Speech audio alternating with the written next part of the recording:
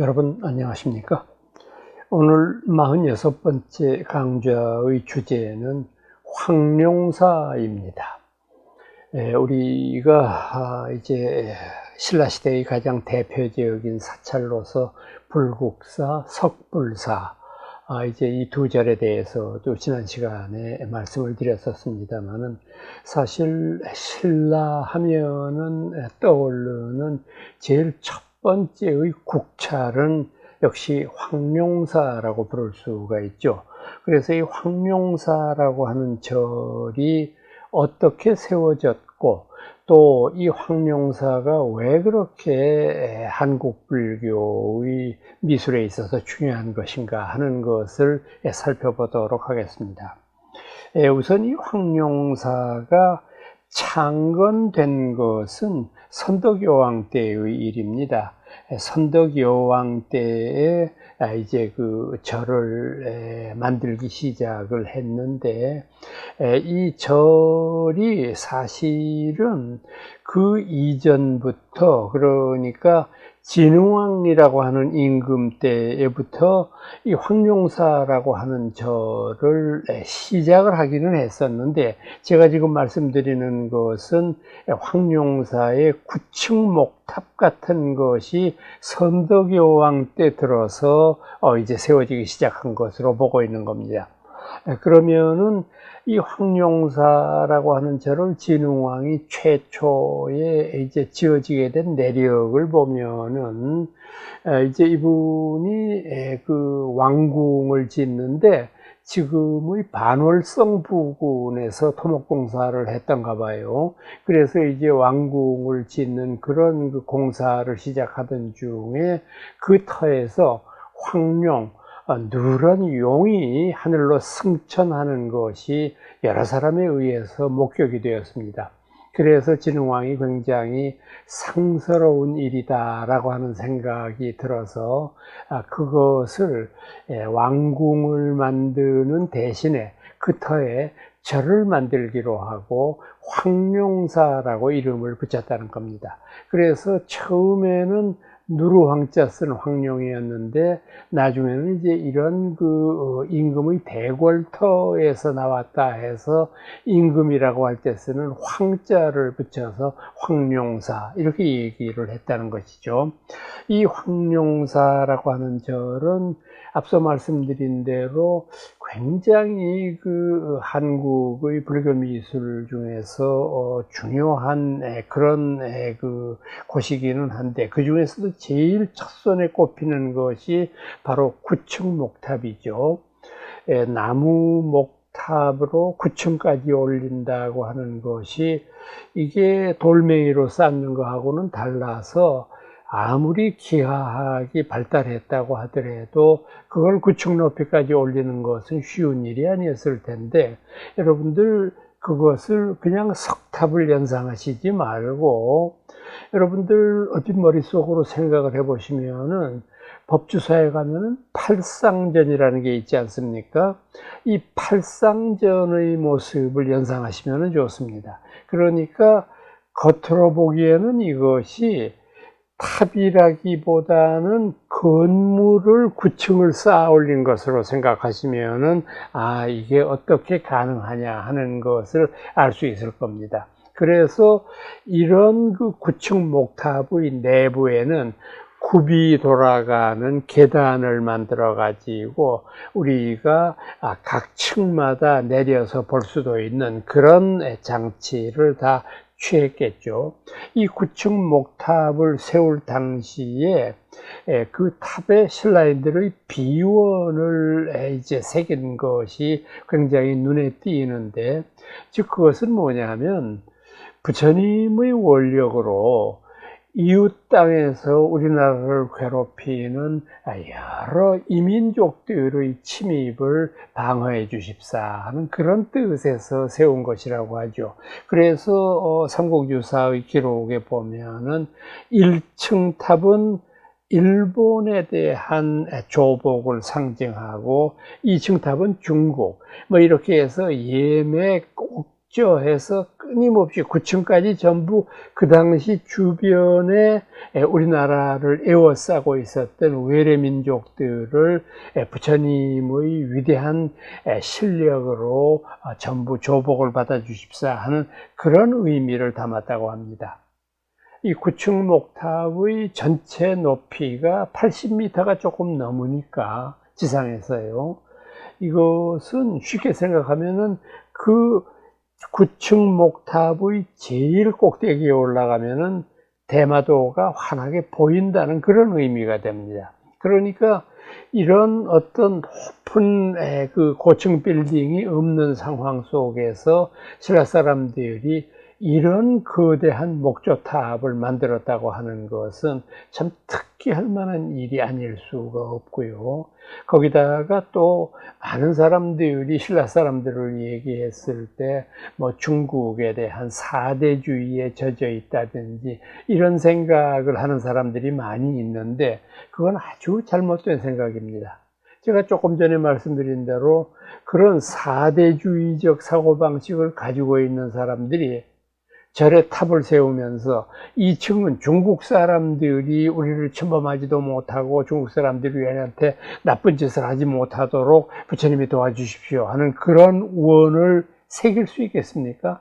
그러니까 이것은 여러분들이 너무 역사에서 어떤 한 자그마한 그 부분만을 보고 그것을 침소봉대해 가지고 해석하는 데에서 비롯된 그런 일들이라고 생각을 합니다. 그래서 이 9층 목탑이 그야말로 마땅하나 신라를 대표하는 그런 그 훌륭한 기념비적인 탑이었는데 이것이 이제 그 고려 고종 때에 들어서 몽고의 병난으로 말미암아 소실되고 맙니다. 그러니까 이제 이것을 삼국사기에서는 아주 정확하게 기록을 하고 있습니다. 몽고군이 고려 때 신라의 고도였던 경주에 침입을 해서 그곳에 있는 많은 문화재들을 불태우고 또 많은 재물들을 약탈해가는 과정에서 황룡사의 9층 목탑을 불질렀다. 그런데 그 9층 목탑이 7일 7야를 탔다 이렇게 되어 있어요. 일주일을 밤낮으로 탔다. 참 애석한 일이죠. 그래서 지금도 이제 황룡사 터에 가보면은 이제 그 제일 기단 밑부분에 9층 목탑의 주춧돌 자국이 그대로 남아 있죠. 그런 그 흔적들이 주변에 남아 있는데 사실은 저희들이 이런 것을 보면서 지금 현재의 9층 목탑도 현장에 가서 보면은 이제 그 요즘에는 그냥 그 AI라고 하는 것의 기술이 놀랄 만큼 발달을 했으니까 상상도기는 하지만은 9층 목탑의 모습이 이렇지 않았겠느냐라고 하는 것도 보여주고 있는데 그만큼 황룡사의 9층 목탑은 중요한 역사성을 가지고 있다. 다음으로는 이제 이 진흥왕의 불교관 그리고 진흥왕이 황룡사를 세우면서 겪는 여러 가지의 아름다운 이야기들을 여러분들한테 말씀을 드려야 되는데 이 진흥왕은 여러분들 아시는 대로 그 신라의 삼국 통일을 이룩하는 기반을 다진 인물이라고 볼 수 있죠. 당시인의 선대였던 법흥왕이라고 하는 임금의 이제 조카가 되고 친아들은 아닙니다. 법흥왕이 후사가 없으셨거든요.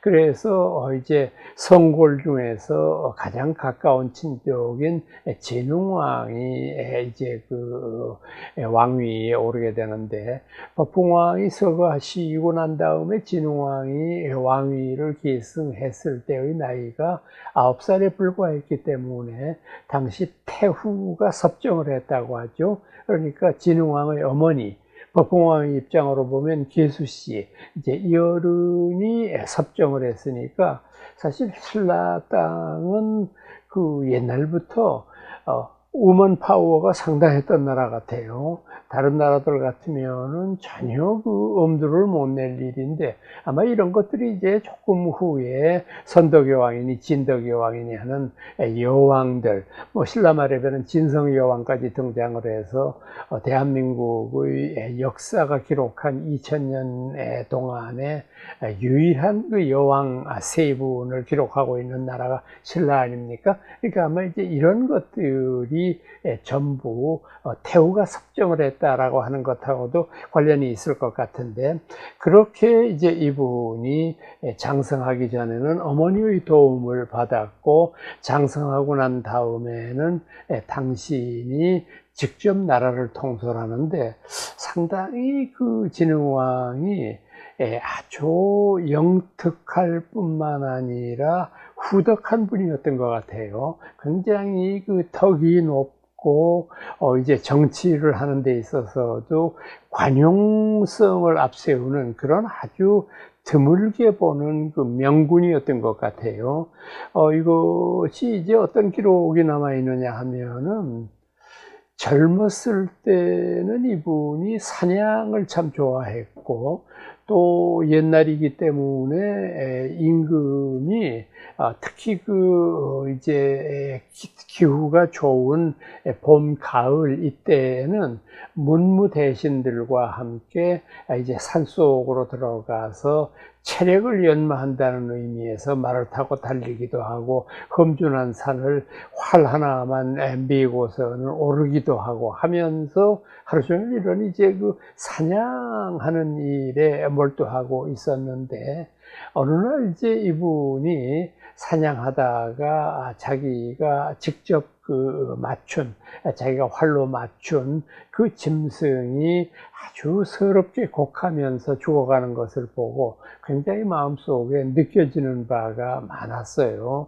그래서 내가 불교 신자로서, 내가 부처님의 제자로서 이런 몹쓸 짓을 하는 것은 옳지 못하다. 그래서 당신 스스로도 절대 사냥을 하지 않겠다라고 하는 맹세를 하고 대중들에게 공포를 했을 뿐만 아니라 대궐에서도 육식을 삼갔다고 하죠. 참 이게 힘든 일이에요. 그 임금이 호의호식하는 것은 사실 뭐 다른 사람들이 뭐라고 얘기할 바가 아니지 않습니까? 특히 고대의 전제왕권에 있어서. 근데 당신 스스로가 이런 솔선수범의 자세를 보였다고 하는 것은 진흥왕의 품격이 어떤 정도였나 하는 것을 알게 해주는 거고요. 또 이 진흥왕 때 있었던 일 가운데 가장 중요하게 꼽아야 되는 것은 역시 화랑의 창설이라고 볼 수 있죠. 그래서 제가 이 화랑이라고 하는 그 집단에 대해서는 이미 여러분들한테 말씀을 드렸지만은, 이 김유신이라고 부르는 위대한 국선, 화랑의 우두머리죠. 그분을 탄생시킴으로 말미암아 신라 삼국 통일의 주역이 되었던 바로 이제 그런 일도 이분이 했던 아주 중요한 일 가운데 하나입니다. 이 진흥왕이 황룡사의 그 또 다른 당신의 중요한 어떤 그 걸작품을 남기게 되는데, 그게 바로 아주 특이한 기이한 인연 때문에 그런 일이 벌어집니다. 어느 날 강릉 태수가 진흥왕한테 보고를 했어요. 어떻게 보고를 했느냐 하면은, 배가 한 척 강릉 앞바다에서 표류를 하고 있어서 자신들이 이게 혹시 외국 배가 침범을 한 것이 아닌가 싶어서 해군을 시켜서 그 배를 납포를 했는데, 납포를 해놓고 보니까 그 배가 외국 배인 거는 분명한데 사람이 전혀 없다. 타지를 않고. 그래서 아주 기이하게 여기고, 그 안에 있는 내용들, 배 안에 있는 내용들을 쭉 살펴보니까 아주 특이한 사연이 적혀 있었다. 그건 뭐냐면은, 인도의 아쇼카 대왕, 우리나라에서는 아유광이라고 부르잖아요. 그 아쇼카라고 하는 임금이 정말 존경할 만한 불교 신자인데, 당신이 불상을 만들어 모시기 위해서 여러 차례 시도를 했지만은 웬일인지 불상이 만들어지지 않아요. 그러니까 완성시키기 전에 불상에 균열이 간다든지 또는 거의 완성 단계에 저래서 불이 나서 화마를 입는다든지 뭐 참 종잡을 수 없는 그런 일들이 생겨서 아쇼카 왕이 고민하다가 이게 아무래도 내가 지금 모시고자 하는 이 부처님이 나와는 인연이 없는 것이구나, 이런 결론에 도달해서 당신이 지금까지 그 불상을 조성하기 위해서 준비했던 여러 가지의 물건들이 있지 않습니까? 뭐 이를테면은 철불로 만든다면은 쇠가 있을 거고, 또 동불로 만들다고 하면은 구리의 자료가 있었을 거고, 또 금박을 위에다가 하려면은 금리 같은 것도 자료가 있어야 되고, 그런 여러 가지의 것들을 하나 전부 정성스럽게 싸서 그 다음에 직접 아쇼카 왕이 이제 그 배를 떠나보내면서 의식을 가졌다는 거예요. 부디 인연 있는 땅에서 이 부처님이 나시기를 빕니다 하고 보냈는데, 이 배가 그냥 해류를 따라서 흐르는 가운데 뭐 동남아시아 쪽에도 들렀고 중국의 이제 그 서해안 연변도 들렀고 했는데, 모든 나라들이 불상을 만들어 보려고 했지만은 도무지 만들 수가 없어서 드디어 이 배가 흘러서 강릉 앞바다까지 왔다는 겁니다. 그래서 진흥왕이 기뻐하면서 그럼 우리가 그 부처님을 모셔보도록 하자 하고 아주 실력 있는 불모들을 모아서 아주 열심히 기도를 하고 마치 그 수행하는 그런 그 자세로 불상을 만들어 모신 뒤 과연 얼마 지나지 않아 아름다운 불상을 완성하게 됩니다. 그래서 그 불상을 장육존상이라고 부르는데요. 황룡사 장육존상. 이것은 앞서 말씀드렸던 황룡사 구층목탑과 더불어서 신라의 3대 국보라고 부르는 겁니다. 그런데 이 장육존상을 만들어서 황룡사에 모셨다. 그런데 참 그 장육존상은 자태도 아름다웠을 뿐만 아니라 여러 가지 그 공사의 어려움이 있어서 그런지는 몰라도 아주 특별하고 귀한 그런 불상이고, 영험도 상당히 나서 많은 신라 사람들이 그냥 황룡사에 들려서 장육존상을 뵙고 그분께 당신의 소원을 기도하는 일이 거의 유행처럼 이렇게 퍼졌다고 하죠. 그래서 이 장육존상을 진흥왕이 완성한 것은 지금 굉장히 중요한 의미를 내포하고 있어요. 우선 아쇼카 왕이 만들려다가 실패했던 불상의 자료들이 배에 실려서 동남아시아 여러 나라를 다녔다 하는 말은 조금 그 역사적인 과장이라고 볼 수밖에 없어요. 왜냐하면 아쇼카 왕은 기원전 3세기경 사람이거든요.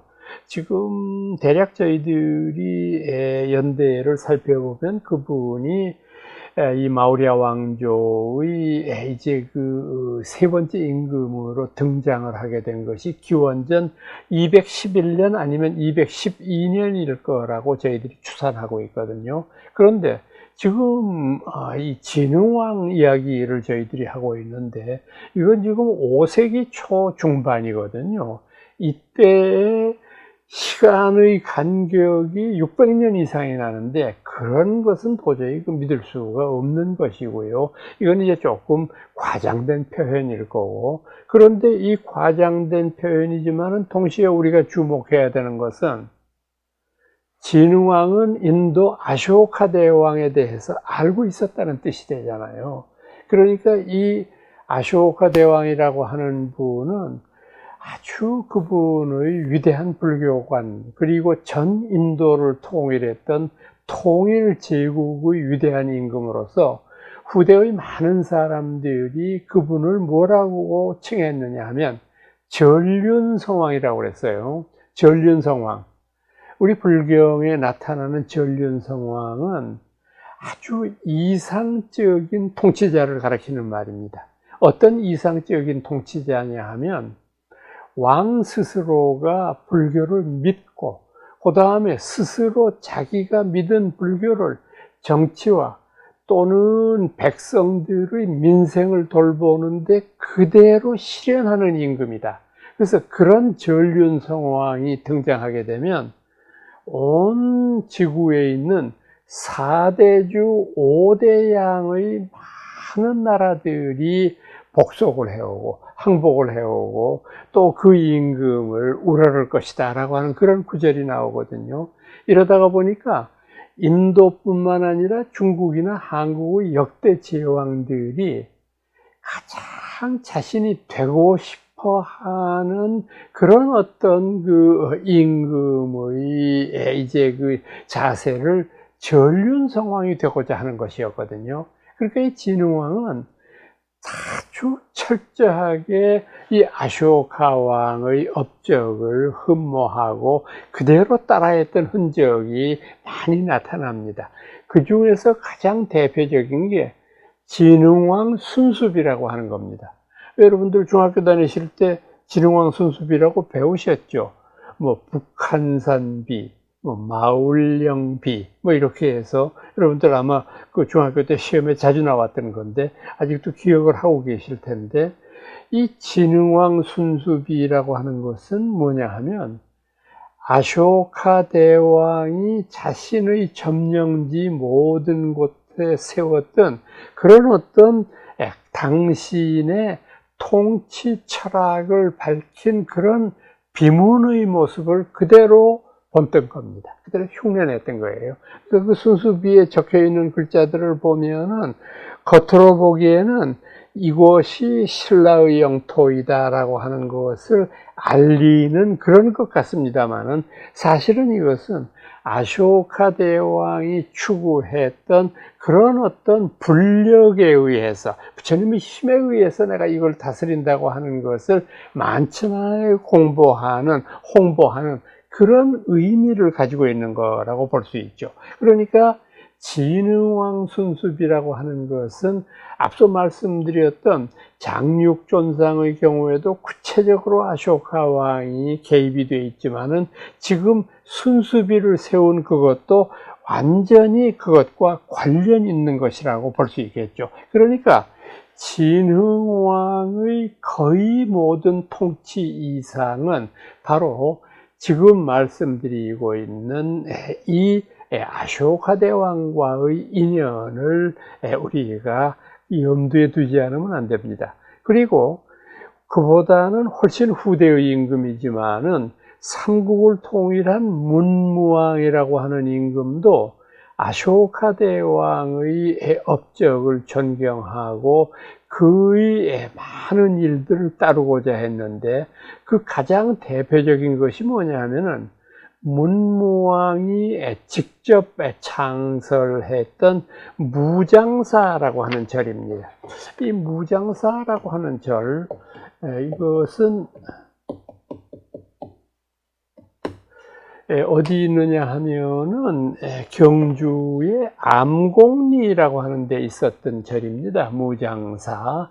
그런데 여기 무자가 어려운 한문 글자죠. 이 무자는 투구 무자입니다. 투구라고 할 때 쓰는 그 무자인데, 이것은 그러니까 뜻대로 보면은 투구를 감춘다 이렇게 되잖아요. 그러니까 이게 아쇼카 대왕이라고 하는 분의 어떤 이 여러 가지의 행위 가운데 하나를 본뜬 것인데, 아쇼카 왕이 전 인도를 통일한 인도의 5000년 역사에서 처음입니다. 또 앞으로도 아마 그런 대제국을 인도 대륙에서 수립할 수 있는 이는 없지 않나 하는 생각이 들 정도입니다. 그러니까 이분의 영토가 오늘날의 인도 대륙을 넘어서 아프간이나 또는 중동 지역과 국경을 맞댈 정도였고, 남쪽으로는 전인도를 통일했을 뿐만 아니라 스리랑카도 이분의 세력이 미칠 정도로 어마어마한 그런 그 영토를 지녔는데, 이분이 그 전 인도를 통일하기 위해서 치러야 했던 마지막 전투를 우리가 뭐라고 부르느냐면 칼링가의 전투라고 부르고 있습니다. 칼링가라고 하는 나라와 아쇼카의 마우리아 대군과의 이제 그 전쟁이 있었는데, 참 그 전쟁이 힘들었던가 봐요. 그러니까 오랫동안 병사들이 지칠 만큼 싸웠는데도 칼링가는 쉽게 항복하지 않았고 아주 끈질기게 저항을 하고, 아쇼카도 굉장히 이 노심초사하는 그런 마지막 전투가 되었었는데, 드디어 이제 아쇼카 왕이 전군의 총동원령을 내리고 기습적인 작전을 선발대가 펴고, 그 다음에 본진이 적의 후방을 치는 아주 좋은 전략을 통해서 칼링가를 멸망을 시켰습니다. 칼링가의 그 대군을 멸망시키고, 이제 그 다음 날 대왕이 직접 이 전투가 벌어졌던 그 처참한 장소를 말을 타고 시종들과 함께 시찰을 했는데, 그때 참 그 아쇼카 대왕은 가슴속이 저미도록 정말 슬픈 장면들을 목격을 했어요. 뭐 전쟁터에다가 보니까 오죽했겠습니까? 지나가다가 보니까 아군 적군을 가릴 것이 없이 팔다리가 끊어져서 참 고통을 겪으면서도 아직 숨이 붙어서 아픔에 겨워하는 병사들이 왕의 무리가 지나갈 때 하소연을 합니다. 대왕님, 제발 좀 저를 죽여주십시오. 도저히 견딜 수가 없습니다. 이런 장면을 목격하고, 또 거기에는 당신의 정말 얼마나 이제 그 소중한 아들이겠습니까? 또 얼마나 믿음직한 남편이었겠습니까? 그 아녀자들이 시신을 거의 혼이 빠진 사람처럼 막 헤매이면서 자신의 아들, 자신의 남편, 자신의 동생, 이걸 찾아가지고 헤매다가 혹시 이제 만나는 사람도 있겠죠. 이제 시신이 된 자신의 혈육을 만났을 때 통곡하는 모습들, 이런 걸 보면서 아쇼카 왕이 얼마나 가슴이 아팠겠습니까? 당신은 정말 인도를 정복한 전무후무한 임금이지만, 내가 이걸 얻기 위해서 얼마나 많은 생명들을 희생했어야만 되는가 하는 걸 뼈저리게 느낀 거 아닙니까? 당신이 자신의 이 전쟁을 그만두리라라고 하는 선언을 했을 뿐만 아니라, 그 자신의 선언을 뒷받침하기 위해서 병장기를 전부 땅에 묻었습니다. 차이나 칼이나 방패나 하여튼 전투에 쓰여지는 그런 물건들을 땅에다가 묻고, 나는 아무리 앞으로 정당한 전쟁이라고 할지라도 이렇게 많은 인명을 희생시키는 전쟁은 다시 일으키지 않겠다, 이렇게 맹세를 했습니다. 문무왕이 아쇼카 대왕의 이와 같은 결단을 알았고, 또 그것이 얼마나 어려운 결단이고 성군의 마음자세인가 하는 것을 깨닫고 삼국 통일을 이룩한 다음에 당신이 아쇼카 왕이 했던 그대로 지금 무장사라고 부르는 절을 창건하면서 땅을 파서 그 밑에 병장기를 묻었습니다. 병장기를 묻고 그 위에 토목공사를 다시 해서 절을 세우니까 절 이름이 투구 무자를 써서 무장사, 갑옷을 감춘 절이다, 이렇게 되거든요. 그래서 무장사라고 하는 절을 지었습니다. 이게 경주의 암곡리라고 하는 조금 외곽에 떨어져 있습니다. 그러니까 경주 시내에서 벗어나서 이제 간포 이제 그 골굴사나 기림사 같은 절로 가는 그 국도를 따라가다가 중간 조금 지나서 암곡리라고 하는 마을이 나옵니다. 그 암곡리라고 하는 마을에 지금 무장사의 절터에는 터는 다 없어져 버렸지만은 아직까지 그래도 탑은 남아 있습니다. 탑이 남아 있고 또 그 무장사를 들어가는 초입세에는 지금 제가 말씀드리고 있는 황룡사의 첫 번째 이름이었던 누르황자 황룡사도 그 근처에 있었던 절입니다. 그래서 이것은 신라의 역대 제왕들이 자기 스스로가 전륜성왕이 되려고 하는 그런 원력을 세웠다. 여러분들 한번 생각을 해 보십시오.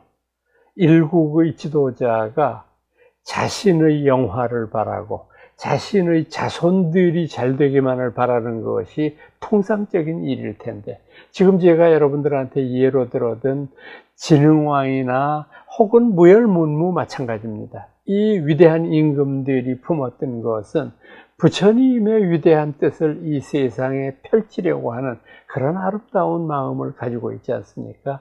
이런 역대 제왕들의 위대한 마음이 서려 있는 것이 바로 오늘 말씀드렸던 황룡사라고 하는 것입니다.